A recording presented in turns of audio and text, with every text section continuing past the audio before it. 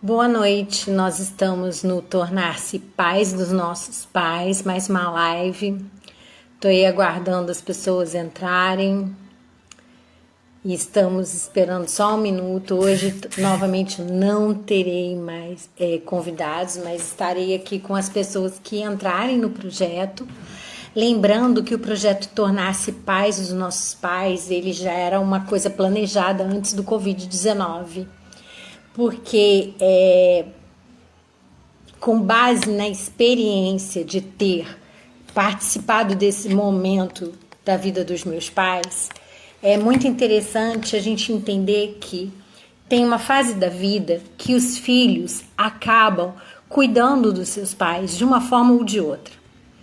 Ou porque eles estão muito doentes, ou porque eles não estão fisicamente doentes, mas estão dependentes, não conseguem mais ir ao banco sozinhos, não conseguem mais pagar uma conta, às vezes paga a mesma conta mais de uma vez, né? E aí, o que está acontecendo com meu pai? Tem hora que parece que ele está de brincadeira, né? Pergunta a mesma coisa várias vezes, conta a mesma história várias vezes. E quando nós falamos do envelhecimento, nós falamos da fase mais longa da vida, né, que começa em torno de 60 anos e vai até o final das nossas vidas. É maior do que a adolescência, somada com a infância. É um período muito longo, onde, diferente da infância e da adolescência, que é um período que eu vou adquirindo novas habilidades, na velhice, no envelhecimento, existe um declínio cognitivo natural ao envelhecimento. Esse declínio cognitivo ele pode ser típico do processo de envelhecimento ou ele pode ser atípico, quando há a presença de algum transtorno cognitivo leve ou de um transtorno cognitivo maior com seus subtipos, Alzheimer, corpo de leves, enfim, e outros tipos de demência. O que nós estamos falando hoje aqui é como você lida com isso. Muitas vezes é um momento diferente da vida, em que nós nunca nos preparamos para ele, nunca pensamos em viver esse período com os nossos pais, porque eles são cheios de vida, porque eles sempre foram os nossos conselheiros, porque eles direcionam muita coisa na vida deles e na nossa também. E a gente realmente nunca pensa que esse momento vai chegar, e quando ele chega, nem todas as pessoas estão preparadas e elas sabem o que fazer nessa fase da vida. Eu levo em que médico? Eu faço que tipo de exame para diagnosticar isso? E hoje nós vamos estar conversando sobre isso, sobre avaliação e reabilitação no processo de envelhecimento. Então, quando nós falamos do meu idoso que chega nesse processo de envelhecimento e começa a apresentar alguns comportamentos diferentes e aos poucos vai deixando de ser capaz de realizar as atividades de vida diária sozinho, que são atividades de vida diária, aquelas atividades que nós realizamos no nosso dia a dia, como ir ao banco, tomar remédios, organizar as nossas contas, organizar a nossa casa, lembrar de onde nós guardamos as coisas, pegar o nosso carro, ir até o centro da cidade, estacionar num lugar, lembrar aonde ele foi estacionado. Então, essas atividades de vida diária, pentear o cabelo, escovar o dente, essas coisas, que existem as atividades básicas e as atividades instrumentais.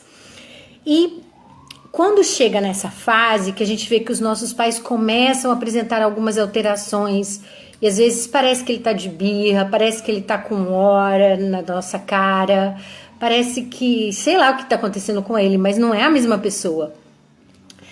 Esse momento eu tenho grifado várias vezes, é importante fazer uma avaliação neurológica. Mas em paralelo à avaliação neurológica e todos os exames que ele possa pedir para verificar como está o estado de saúde do seu idoso, é importante também realizar a avaliação neuropsicológica. O que é isso? É um procedimento de investigação clínica que tem o objetivo de esclarecer o funcionamento cognitivo, comportamental e emocional do meu idoso. Como que o meu idoso está nessas áreas? Ela permite que eu trace uma interferência entre as estruturas do sistema nervoso e a função do sistema nervoso. Eu vou fazer uma avaliação do comportamento do meu idoso e vou ver o que está acontecendo, quais são as áreas que estão sendo prejudicadas e o que eu preciso realizar. Tem algum exercício, tem alguma atividade? Mas primeiro nós vamos falar da avaliação. A avaliação ela tem 4 pilares, que é uma entrevista, a observação do comportamento, os testes cognitivos e escalas de avaliação de sintomas. Quando a gente fala de uma avaliação psicológica, uma avaliação neuropsicológica, todo mundo já pergunta, são testes? Não somente, inclui testes também. Na entrevista, o profissional vai ter um momento que ele vai ter uma entrevista com o idoso, saber um pouco da vida dele, mas antes ele vai ter uma entrevista com os filhos, com as pessoas que cuidam dele, para saber algumas coisas a respeito da vida desse idoso, né? Como que tá, o que tá mais importante. Essa entrevista é importante que ela seja detalhada. Saber quem encaminhou, por que encaminhou, se já faz algum tipo de tratamento, quais. Saber da história de saúde desse idoso, anterior aos sintomas ou o motivo que o trouxe para o atendimento, a história de saúde atual, o que está acontecendo, teve alguma infecção urinária, teve algum processo de hipertensão, diabetes, tem alguma coisa diferente acontecendo com ele? Como que está ácido úrico, todas essas áreas, né, que o médico neurologista, o médico que você foi, que encaminhou para avaliação, já deve ter pedido, ou se não pediu, a gente solicita ele que peça e é importante para nós também esses resultados. Saber como os sintomas surgiram, como o idoso era antes dos sintomas, o que foi que aconteceu, como que ficou depois, né? No momento que eles surgiram, quanto tempo você percebeu que eles estão evoluindo, tá ficando mais grave, há quanto tempo você tem essa percepção? Saber como ele lidou com o desenvolvimento cognitivo dele ao longo da vida, ele estudou até que série, era um idoso que tinha o hábito de ir a teatro, cinema, discutia política, trabalhava, porque todas essas coisas são importantes. Por mais que tenha um declínio cognitivo de algumas áreas, a gente sabe que a inteligência cristalizada, ela vai acumulando conhecimentos ao longo da vida. Então é importante saber como meu idoso lidou com o aspecto cognitivo dele a vida fora. Uso ou não de drogas ou álcool em algum momento da vida. Quem foi que observou primeiro esses prejuízos que ele começou a apresentar? Essa entrevista, qual a utilidade dela?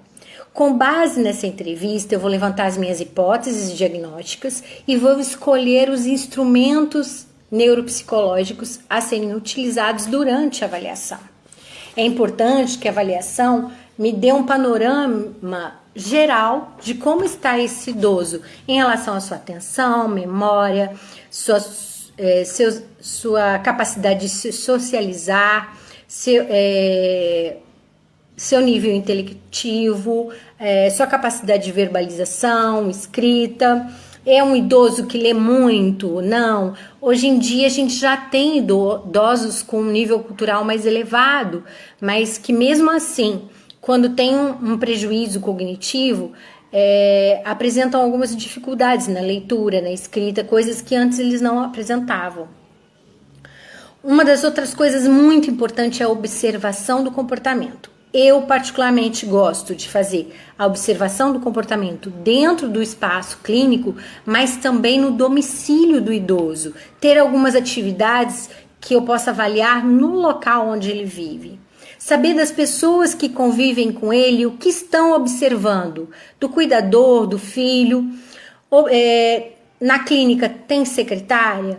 Ver as observações da secretária, se ele perguntou a mesma coisa várias vezes, se ele sabia que ele estava ali porque ele olhou num papelzinho, sabia o horário da consulta por causa disso. Ter essas informações trazem um parâmetro muito importante durante a avaliação.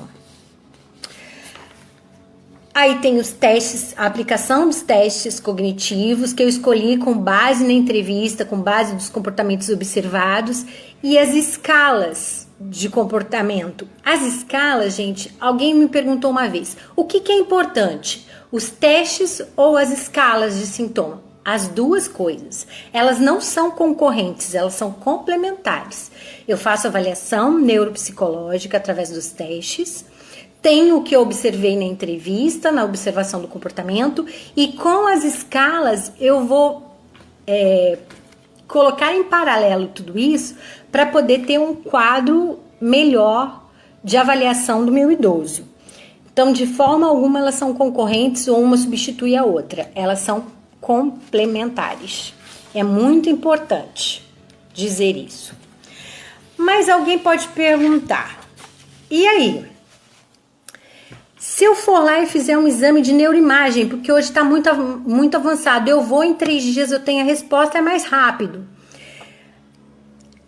O exame de neuroimagem, ele é ótimo, ele é excelente, só que existem limites também. Alguns sintomas, às vezes, eles iniciam e não chegam a acusar ainda no exame de neuroimagem, mas a gente pode observar alterações no comportamento e nas respostas, nos resultados obtidos na testagem. A avaliação neuropsicológica, ela é complementar ao exame de neuroimagem, até porque quando a gente tem alguns resultados de exame de neuroimagem, às vezes vem assim, indicativo de processo de envelhecimento, mas ele não me traz mais dados para compreensão do que está acontecendo com esse idoso. Às vezes, dependendo da fase, da evolução, eu posso ter algumas coisas mais. Só que é importante, nesse momento, traçar um paralelo entre a neuroimagem e a avaliação neuropsicológica, sempre de olho também no resultado dos outros exames, para saber o que está acontecendo com o meu idoso. Ele está com uma infecção urinária, isso também desorienta, né? Ele está com açúcar muito alto, isso também desorienta. Então eu tenho que fazer uma avaliação de olho em todas as hipóteses que podem estar influenciando, para saber se realmente ele está tendo uma oscilação devido a um transtorno causado pelo processo de envelhecimento. A gente é um pouquinho novo para mim esse mundo de live, sabe? Então, de vez em quando, eu até fiz umas colinhas aqui, de vez em quando eu paro, mas é porque eu quero tornar isso o mais palatável possível, para uma melhor compreensão sua. Eu já vivi esse papel de ser filho e perceber que meu pai ou minha mãe não estavam legais e precisar de alguma coisa a mais. A minha mãe foi mais fácil, porque ela era uma pessoa que tinha uma insuficiência renal crônica e isso trazia também alguns componentes que produziam desorientação, então já estava dentro do tratamento todo. Mas assim, com relação, quando você pega um idoso muito ativo, que estudou, que tem uma capacidade de gostar de viver, de estar ali,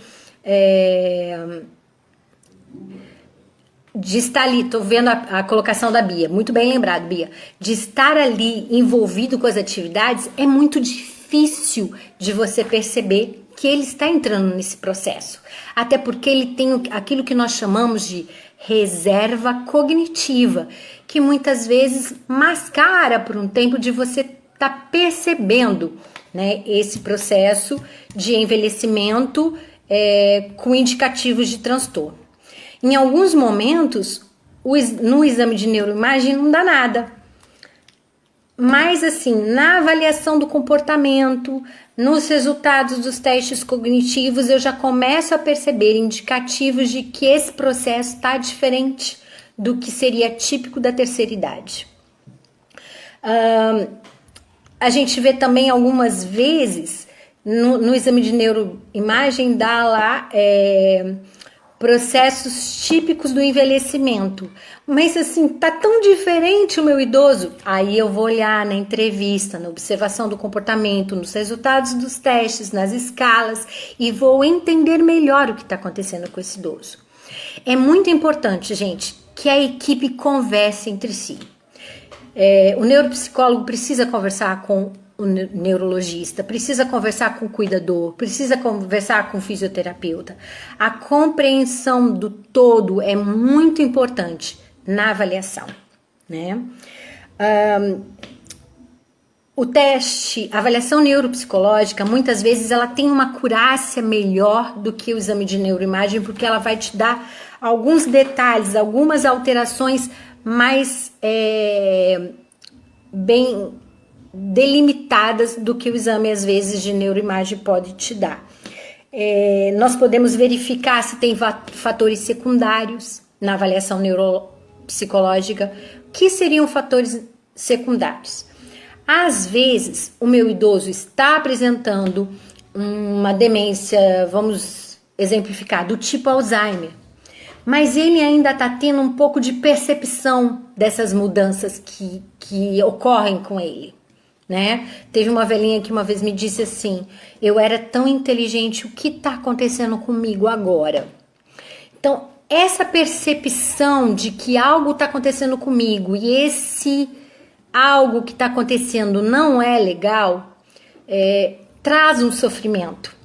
E esse sofrimento muitas vezes pode apontar, levar a uma depressão. E na avaliação neuropsicológica, além de observar os prejuízos cognitivos, em que áreas estão, nós podemos perceber também indicativos de depressão, quando existem. Então é muito importante a realização da avaliação neuropsicológica olhando a saúde cognitiva do meu idoso.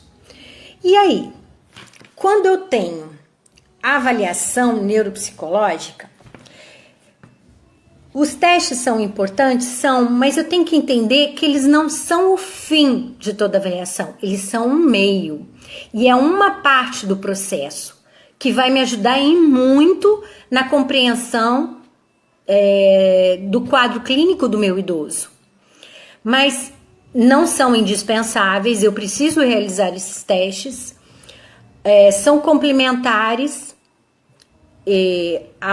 ao restante da avaliação, mas eu não posso me basear unicamente nos testes, eu preciso ter, como eu já disse desde o início, a entrevista detalhada, observação do comportamento, os testes cognitivos e as escalas de sintoma.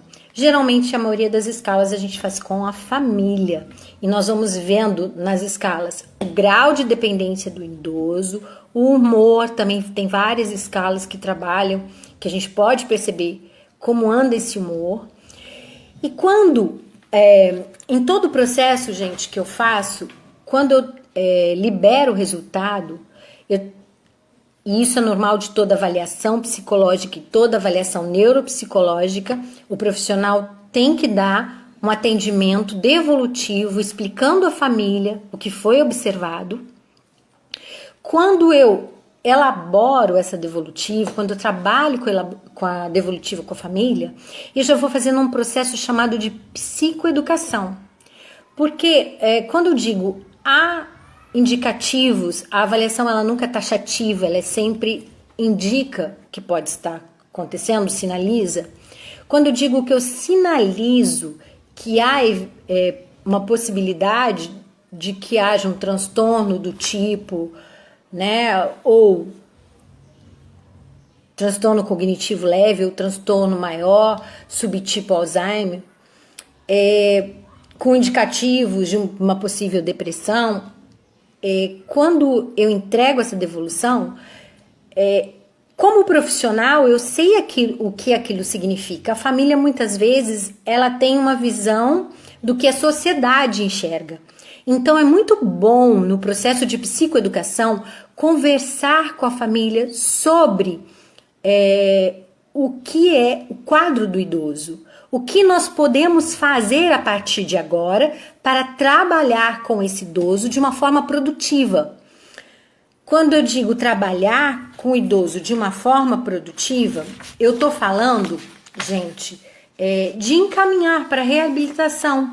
Existe um processo de reabilitação neuropsicológica realizado com uma equipe multidisciplinar. Eu tenho avaliação neurológica e depois eu tenho a reabilitação neuropsicológica.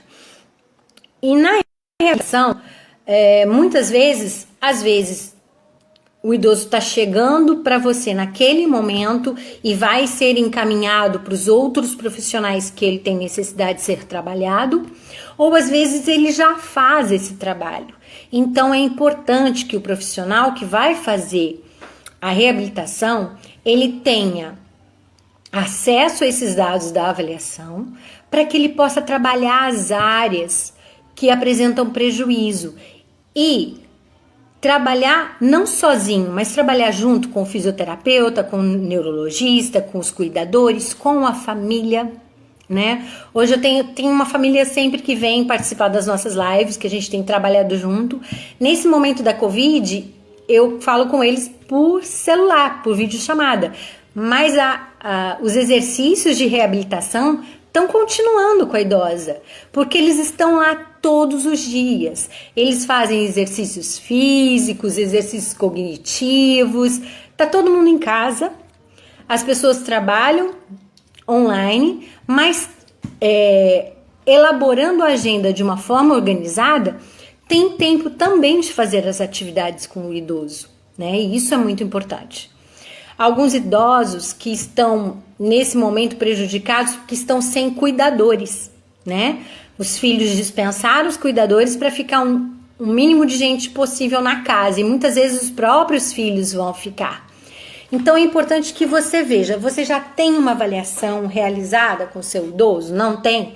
Nesse momento fica difícil da gente pensar em realizar a avaliação, porque como eu disse para vocês, tem a parte da testagem, e essa nem sempre é possível realizar por videochamada.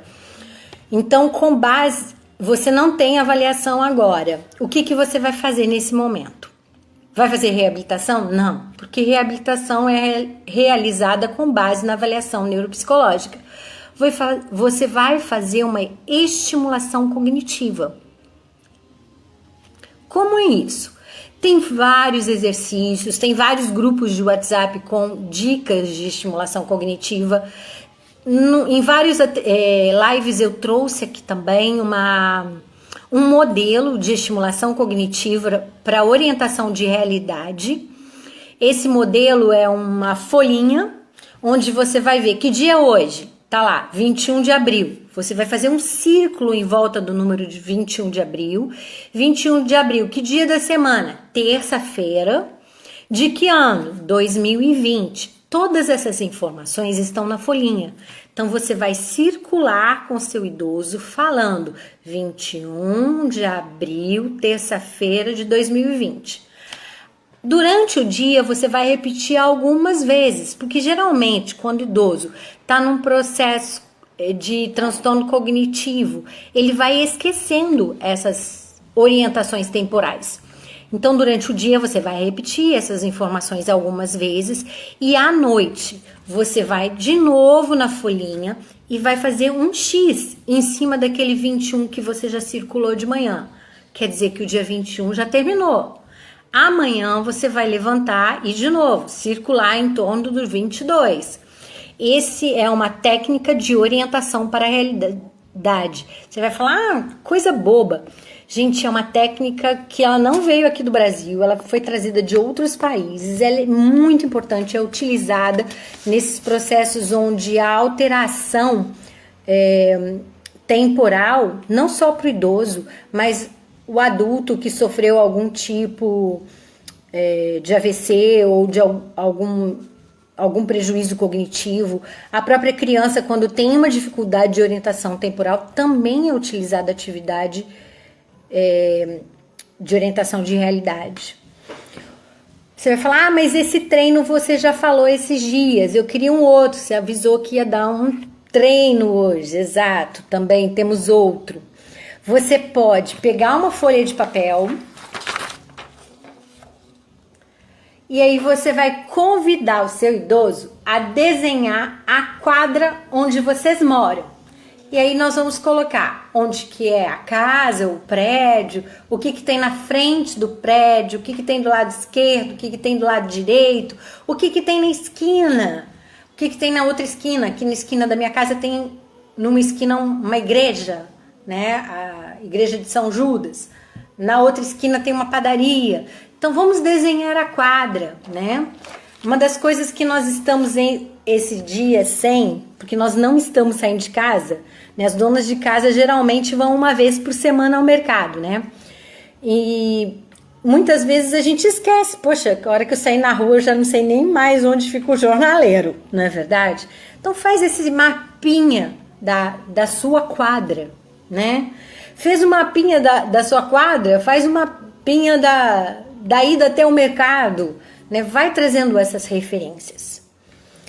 Vários profissionais que eu trouxe aqui, tanto na área de vascular, fisioterapia, educação física, todos ressaltaram a importância da gente continuar tomando sol. A vitamina D tem uma importância fundamental no desenvolvimento de todos nós, né?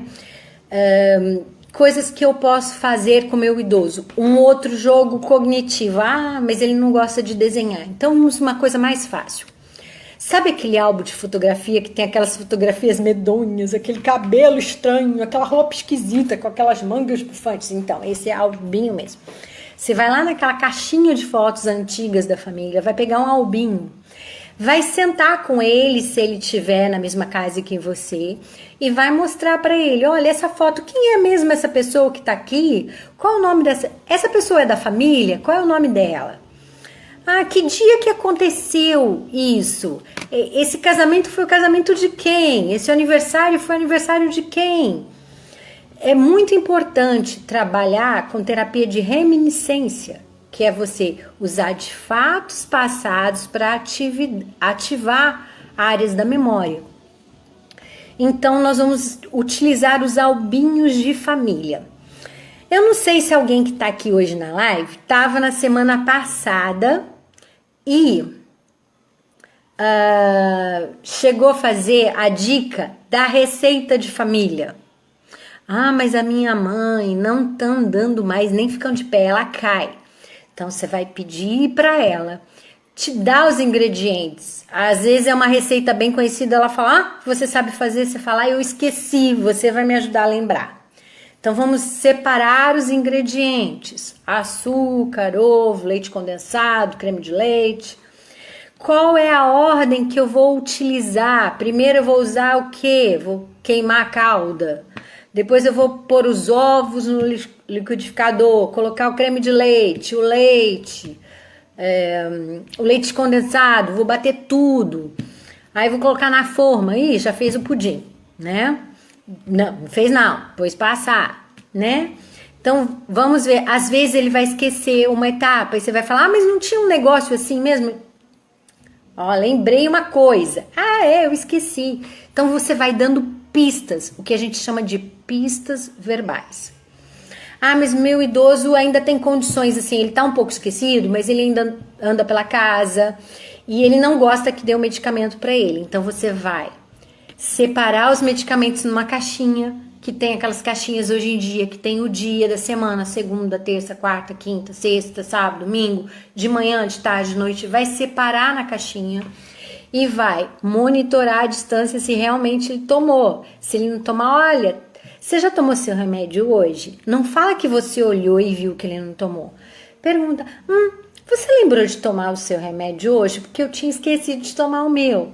Né? Sugere de uma forma que ele não se sinta inferiorizado. Lembre-se que você pode até fazer a função ali de estar cuidando dele, cuidadora, mas ele é seu pai, né? E para ele já é muito difícil precisar de ajuda, porque na verdade ele gostaria de estar fazendo sozinho. Então, é importante que você saiba também como falar, né? Se você já fez a avaliação, já iniciou o processo de reabilitação, nesses dias o reabilitador está à distância e você está lá presente com ele, é importante que essa reabilitação não seja uma obrigação, mas que seja uma coisa prazerosa. Aqui em casa nós estamos fazendo a reabilitação atemporal, lembranças de fatos passados, listagem de palavras. Todos os sábados à noite eu estou colocando um exercício no Aprimore a Mente. Eu vi que muita gente fez lá no Facebook, aqui no Instagram não. Vai lá, faz no exercício de sábado. Sábado passado foram 3 palavras. E a última sílaba de cada palavra era que começava a próxima palavra. E você vai fazer na sua casa até chegar a 50. Vamos ver quem chega, se ninguém tiver problema, né? Toda a família ali reunida, vamos fazer até 50, vamos ver quem chega mais rápido. Se a gente estiver trabalhando com um idoso que já apresenta transtornos cognitivos, vamos para 10 palavras, né? Um pouco de cada vez, sem competição, porque à medida que você instala esse ritmo de competição, ele pode ficar nervoso e se esquecer mais ainda, né? Toda vez que a gente fica muito tensa, a memória às vezes fica pressionada e ela dá seus lapsos. É importante, eu não comecei a reabilitação ainda e não sei nem por onde começar. Bom, nesse momento a gente não tem os dados da avaliação, mas a gente pode começar uma estimulação cognitiva. Você não, a idade de vida do idoso, deu uma pausa, eu voltei exatamente onde a gente estava, e para que ele tenha maiores condições de realizar as atividades de vida diária. Quando nós adoecemos e tem sempre alguém fazendo alguma coisa pra gente, é tão chato, né? Eu vivi isso em dezembro, eu fiz uma cirurgia e precisava de todo mundo fazer as atividades por mim.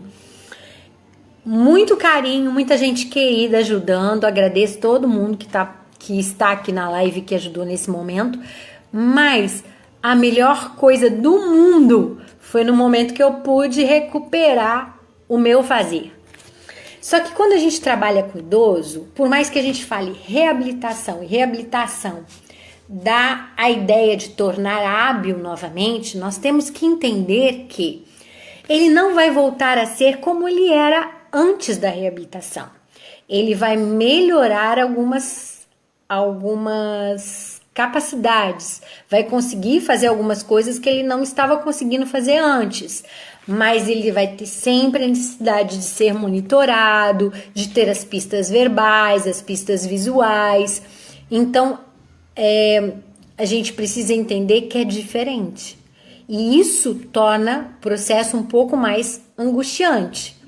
Então, nós podemos suavizar com a forma como nós lidamos, com a forma como nós tratamos no dia a dia, criando atividades lúdicas. Por que não colocar uma música agradável, fazer um momento de dança durante a quarentena, né? Ah, não pode pegar. Tudo bem, cada um dança na sua, mas é importante que a gente tenha uma atividade ali, tipo uma atividade guiada, prazerosa, com música, utilizando não as músicas que você e eu gostamos, mas as músicas que eles gostam. Domingo foi um dia maravilhoso para fazer isso, porque teve a live do Roberto Carlos, que é da época deles, né? Da época que eles namoravam, iam para os bailes, também embalam a nossa época, mas Roberto Carlos, para muitos deles, estava no auge, estava no início do sucesso e elas estavam lá tietando. Então, a gente tem que usar, às vezes não é... O Roberto Carlos é um cantor mais velho ainda, Orlando Silva, alguma outra cantor dessa época. E aí você vai ver qual é o cantor que você gosta, né? E nesse bate-papo você consegue até levantar no YouTube músicas dessa época, dos cantores que eles gostavam mais, e poder fazer uma atividade musical prazerosa, de interação. Gente, eu tô falando muito. Alguém quer falar alguma coisa? Né? Alguém quer perguntar alguma coisa? Atividades de interação. E com essa atividade musical que ajuda a realizar um tipo de atividade guiada, É muito importante, gente, estabelecer isso nesse momento. Até para esse idoso também não deprimir durante a quarentena, né? Porque fica aquela coisa muito parada. Ah, outra dica das outras semanas, eu não sei se você realizou alguma delas, mas uma dica muito importante: fazer as videochamadas. Ah, mas ele não gosta de mexer. Você mexe, ou o cuidador mexe, liga para as outras pessoas que estão na casa delas e vamos conversar. Alguns meios, o WhatsApp está permitindo agora até uma conversa entre 4 pessoas ou 4 casas. Então, vai lá, eu tô na minha casa com a minha mãe e aí ligo para casa do meu irmão, para casa da irmã dela e para casa de um outro irmão e vamos conversar em família, né? É muito importante essa. Tem uma pessoa pedindo para entrar. E aí eu já não sei, a gente já está encerrando o nosso período, depois em outro momento eu coloco, mas pode colocar aí a pergunta que a gente responde. O importante é que você tenha atividades que venham contribuir com o desenvolvimento do seu idoso. Bom, aqui está a solicitação. Não, já não pode participar mais. Então, é muito importante que você tenha essa possibilidade de dar ao seu idoso a oportunidade dele manter o convívio com as outras pessoas, mesmo na quarentena. E muita gente está usando o termo isolamento social, mas vamos usar o tempo distanciamento. Né? É diferente, traz um peso diferente. E mesmo na quarentena, com o distanciamento, você pode conversar com outras pessoas, você pode falar com outras pessoas com a imagem visual. Olha, quem é essa pessoa? Lembra dele? Ou utilizar músicas antigas, receitas de família e a nossa folhinha de técnica de orientação para a realidade. Alguém vai perguntar, mas eu entrei agora, eu não sei o que é técnica de orientação para a realidade. A live vai ficar disponível e você vai ver isso depois, ok? Gente, se alguém tiver alguma dúvida da estimulação que você pode fazer com seu idoso nesses dias, exercício que você pode fazer com seu idoso, o que você precisa, eu vejo que tem várias necessidades, mas não sei por onde começar, me manda uma mensagem no privado, participe dos nossos joguinhos sexta-feira à noite, e eu vou aproveitar esse momento de finalização da live para deixar um recadinho para vocês. Sexta-feira eu tenho uma live muito especial, vai estar comigo a doutora, neuropsicóloga doutora Edilene, autora das escalas de TDAH e autora de livros de TDAH. Ela é doutora na área, fui aluna dela, vai ser um prazer muito grande estarmos conversando com as mães que estão passando assim um período difícil, né? Porque tem que trabalhar, cuidar da casa, cuidar dos filhos. E se esse filho tiver TDAH? Pegou, hein? Se tiver um TDAH ainda com predomínio na hiperatividade, como é que eu faço? Então, sexta-feira, às 16 horas, nós vamos estar com a live com a doutora Edilene, conversando a respeito desse assunto. Na próxima semana, na terça-feira, nós voltamos com o tema tornar-se pais dos nossos pais. Hoje falamos da avaliação, da reabilitação cognitiva. Nesse momento, vamos estar estimulando, mas semana que vem tem outras dicas. Eu vou ver, estou tentando trazer um neurologista, outra semana um psiquiatra, já trouxemos uma médica vascular. Eu não vi essa live, você encontra no canal do Aprimore a Mente no YouTube. Trouxemos a Bia, que veio aqui como fisioterapeuta, a Tainá, que é da área de reabilitação e trabalha com educação física. Então, toda semana a gente está trazendo. Nas 2 últimas semanas eu quis ficar para trabalhar um pouquinho essa questão da avaliação e da reabilitação neuropsicológica. Gente, tem vários amigos que deram o prazer de estar aqui presenciando. Erlaine, Vânia, Maria Helena, Elfrida. Muito obrigada pela presença de vocês. Tem pessoas que eu ainda não tinha visto ainda na live. E é um prazer contar com vocês. E, gente, eu tiro o chapéu para vocês que são pais dos seus pais. Eu já tive com essa responsabilidade, eu sei que é difícil a beça, primeiro porque isso mexe emocionalmente com a gente. E na semana que vem, durante a live, eu vou estar mencionando para vocês um projeto que a gente vai estar realizando com um grupo fechado. Porque quando a gente trabalha um grupo aberto, gente, não é possível trabalhar o aspecto emocional. Não vou pedir para cada um dizer o que está sentindo nessa função de cuidar dos seus pais. Por quê? Não tem sigilo numa live, né?